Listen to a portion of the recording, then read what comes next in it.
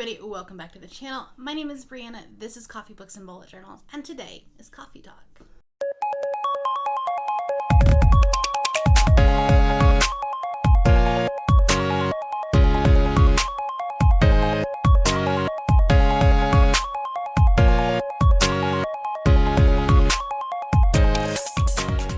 Guys, so originally this was not an actual coffee talk video. I wanted to do a trash my TBR, and then I made some coffee and decided to drink it while doing this. So here's my trash my TBR video. So this is not an original concept. I remember, like, most recently, I think I remember Amy from Amy Reads doing it, and I'll link her video down below, but I've seen a lot of people do it. And basically what it is, it's like books that I'm hesitant about, so they're not ones that like automatically went into an unhaul, but they're ones that I'm less than excited to pick up and read, if that makes sense. So what I'm gonna do is I have, like, in no particular order, I'm literally just like went on my shelves, put them in a bucket, and we'll go from there. We'll talk about a little bit about them. If there is a book on here that you really want to see me read, whether that's something that you really liked or you just want to see my reactions to it, let me know, and I will save it, do a video, and we'll go from there. So just let me know, and whatever one has, like, the most, maybe I will feature it in a future TBR. So, there's a lot of books from a lot of different genres, historical fiction, contemporary. I don't think there's a lot of fantasy in here, just because, like, I've been pretty selective about the fantasy books that I've been choosing, so I'm, like, not ready to give those up yet. But a lot of these came from, like, very early book outlet hauls or from thrift stores, and, like, I picked it up, I thought it looked good, and I'm like, oh, it's $1, but then, like, as I got home and, like, as it's been sitting on my shelf for multiple months, I'm less than excited about it. I'm just gonna talk about it really quickly. Because I haven't read them, I don't know a ton about them, but we'll just go from there. Okay, cool. Alright, so the first one is a adult contemporary called Counting Stars by Michelle Page Holmes, and this is about a man, it's like a woman who basically was, like, is looking for a date. There we go. I'm just gonna read the back. So, Jane was hoping for a date, maybe even a boyfriend. What she wasn't expecting was Paul Bryant's completely original and sincere pickup line. Hi, I'm Paul. I have terminal cancer. My wife was killed in a car accident, and I'm looking for a woman to raise my children.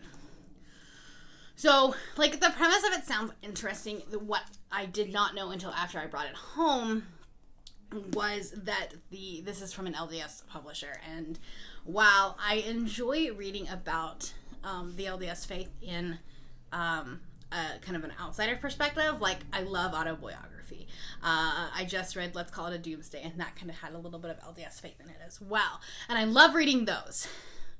What I'm not 100% sure about is whether I will like it from an actual LDS publisher, because I don't know if, like, you remember the old, like, I don't even know if they're old, but, like, the old Christian fiction, Amish fiction, like, those tended to, like, kind of push Christianity down your throat when you're reading it, and I've never read anything from this publisher, so I don't know. But that's what I'm kind of afraid of. All right, the next book was a very old book outlet order, and that is Mortal Danger by Anne Aguirre. This is a young adult thriller, but it kind of has, like, some cult aspects to it, like maybe some paranormal. I don't really know. Eddie Kramer has the score to settle. With the beautiful people at Blackbriar Academy, their cruelty drove her to the brink of despair. And 4 months ago, she couldn't imagine being strong enough to face her senior year. But thanks to a Faustian compact with the enigmatic Keon, she now has the power to make the bullies pay. She's not supposed to think about Keon once the deal is done, but devastating pain burns behind his unearthly beauty, making him impossible to forget. It sounds interesting, and the synopsis sounded interesting, but also I've heard, like, or I haven't heard anything about this. The cover is beautiful in a, like, haunting way, which I think is probably why I picked it up in the first place. When I was reading on Goodreads, I had pretty low reviews, and so I'm not entirely thrilled about, picking it up. All right, the next one is actually a I have a couple of even like book of the month books in here, which is a little bit sad. The first one was 100% a cover buy, and that is The Mermaid and Mrs. Hancock by Imogen Herms Goar. I have literally bought this book to be able to take Instagram photos, which is why like I probably will keep it.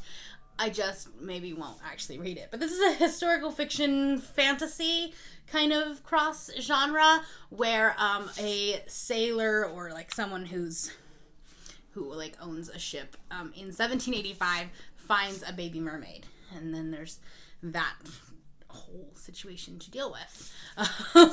Like I said, it was 100% a cover buy. I've never actually done these like unhauls, and so or not unhauls, but like trash my TBRs, and so I've been like, you know when you're doing a book haul and you don't know anything about it and you're like, sounds interesting, like I'm finding myself that I'm like wanting to say that. The other one I found at a thrift store, picked it up, it was basically like at the beginning of booktube when you were seeing, if you know, not the beginning of booktube, at the beginning of my channel, when you're like, you see something at a thrift store and you're like, oh, I've heard someone talk about that, so I picked it up.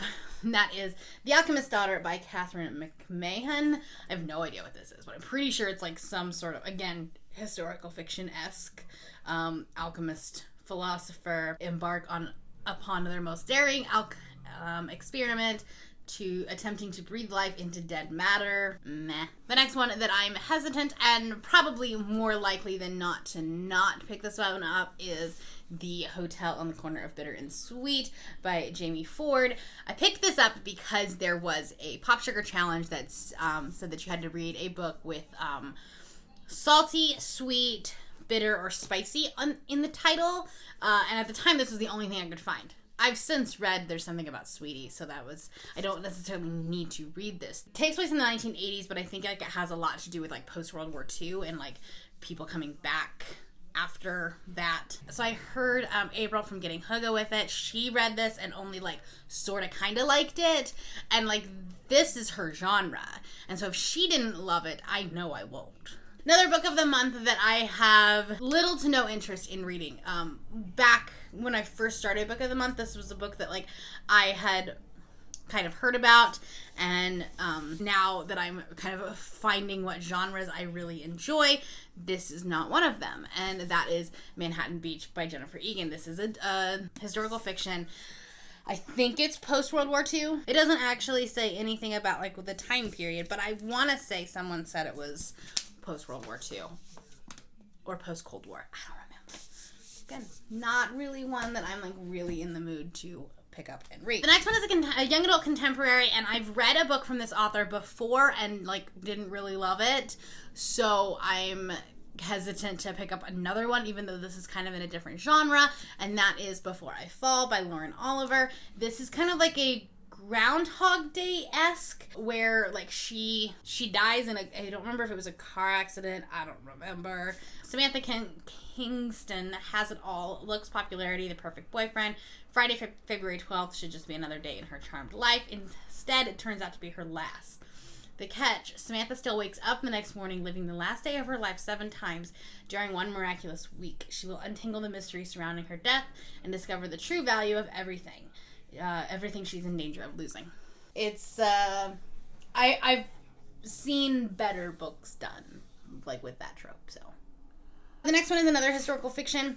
This one I know is post Cold War, but then like also goes to like it jumps forward to 2001, and that is A Girl at War by Sarah Novick. This is something that I picked up at Barnes & Noble when it was like one of those like $5 sales, and mostly I just kind of liked the cover of it, and this was again very beginning of my booktube days, and since then I've heard nothing about it. Nobody said anything about this, and now that I'm finding that historical fiction is not really the genre that I'm gravitate towards, I have no desire to really read it. So the next one is a thriller that I've had on my shelf since like long before I started the channel, and that is Girl on the Train by Paula Hawkins. I did watch the movie and I don't remember any of it, so there's that, and I really just don't have any interest in reading an older thriller. There's so many good thrillers coming out now, I'm just not sure I have like the desire to go to a backlist, if that makes sense. The next book, I think I actually ended up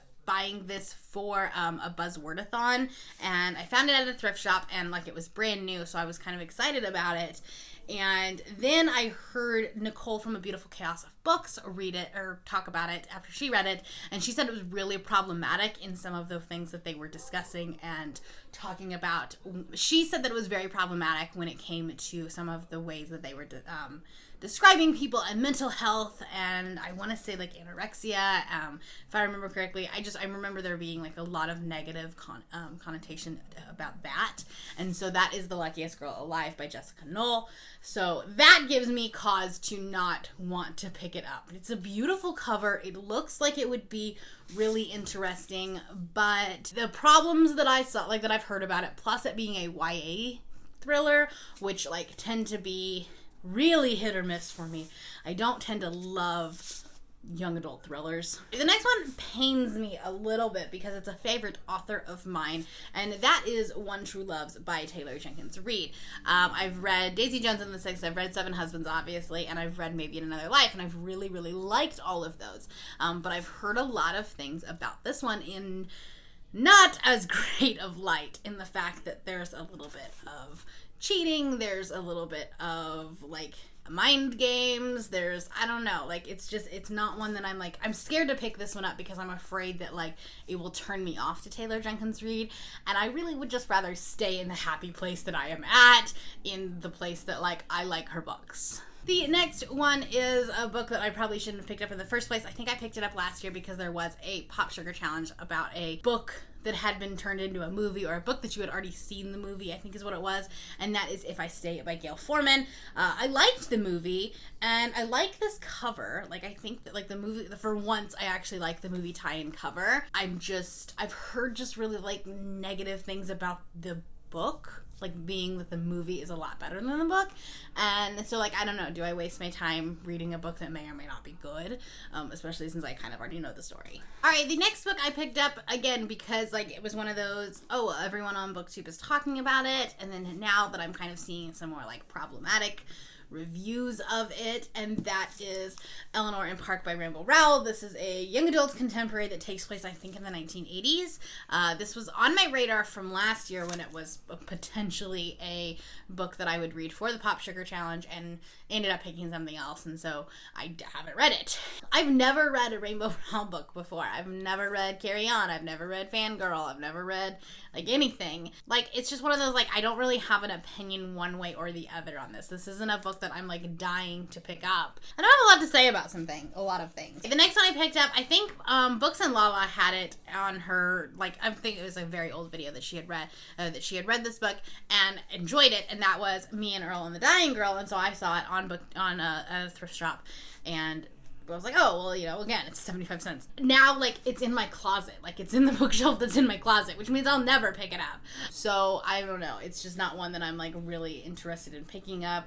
It's about a boy who thinks that high school sucks and then meets this girl that's dying. Again, not, like, something that, like, I'm dying to pick up. All right, the next one, I haven't actually seen a whole lot of people talk about. I think Riley from RM Frick something, I can't remember what her channel name is. I think she picked this up as one of her books that she was like, it was a Goodreads reading the lowest rated books on my Goodreads, and this is one of the lowest rated books on my Goodreads as well, and so that's why like I have paused to pick this up in the first place. That is Modern Lovers by Emma Straub. This is a like literary fiction, which like it's kind of like more of a slice of life, which those books bore me to tears. So that's kind of why I'm not wanting to pick this one up. All right, the next book I saw, I have a couple of books from this author and haven't read any of them. It's a young adult contemporary, and I saw Jess from Jess Reads Books read this a couple of months ago and absolutely hated it. And that was Everything by Nicole Yoon, and like she gave it 2 stars. I've seen other people not really love it. Anytime I see a book that's on my shelf that gets a low review from someone that I trust or someone that I kind of have the same reading taste, I automatically like don't want to pick it up. So there's that. This is about a girl who's basically like allergic to everything, and then like meets this boy and wants to like basically screw it I'm gonna go be in public with him because I want to be with this boy. As young adult contemporary romances are. And then now I'm kind of getting into books that are just like authors that I just kind of I'm done with, or I'm just not interested in picking up anymore. The first one is John Green. I kept a couple of books on my shelf, but they're the ones like that I've already read. The Fault in Our Stars, Turtles All the Way Down I really liked. But these three I haven't read, and I don't have any desire to. So, An Abundance of Catherines, Paper Towns, and Looking for Alaska. So, I'm just like, there are better books out there. There are more like relevant YA contemporary books. So, I mean, if one of these is your favorite, let me know and I'll read it, or I'll keep it on my shelf at least. Just not something that I'm, like, again, dying to pick up. I have better books, I guess. The other author that I haven't read anything from, but again, I'm just not itching to pick them up. Part of it is because they're huge books for contemporaries, and that's Morgan Matson. So I have The Unexpected Everything by Morgan Matson, which, like, there's puppies on the back of this one, and she's like a dog walker. And so, like, part of me wants to keep this one. And then I also have Since You've Been Gone by Morgan Matson. And I've heard, like, the reviews on these are just so polarizing in the fact that, like, some people will 5-star and they love Morgan Matson, and then some people are just, like, so over her. And so, like, and they're, like, from people I trust, it's still a polarizing.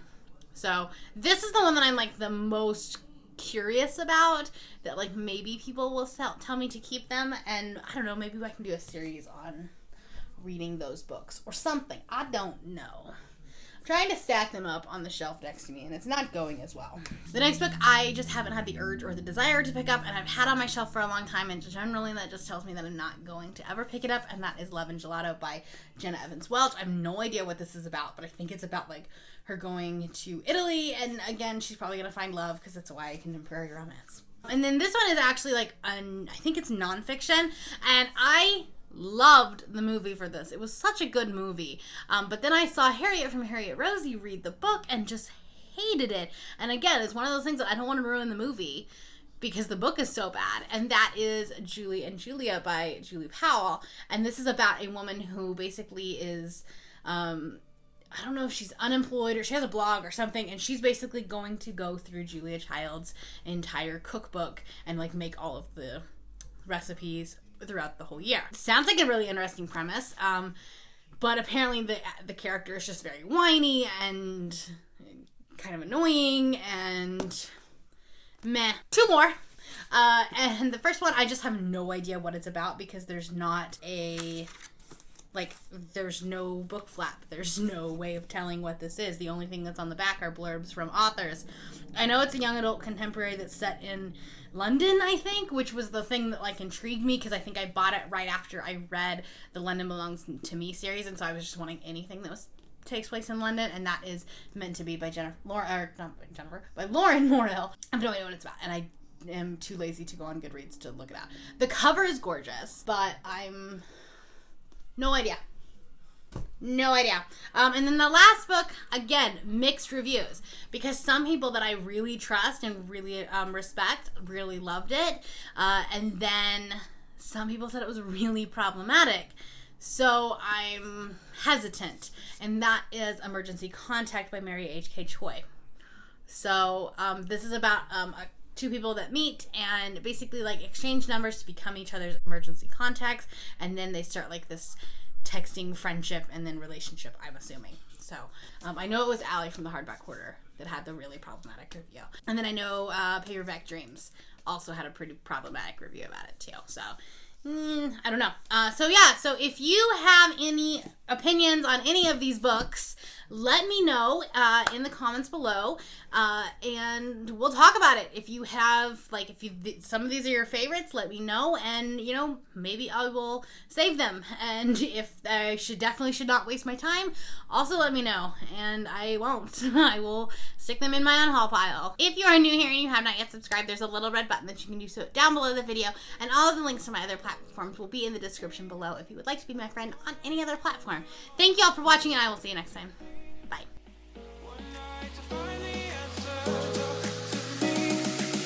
What makes this heart beat faster?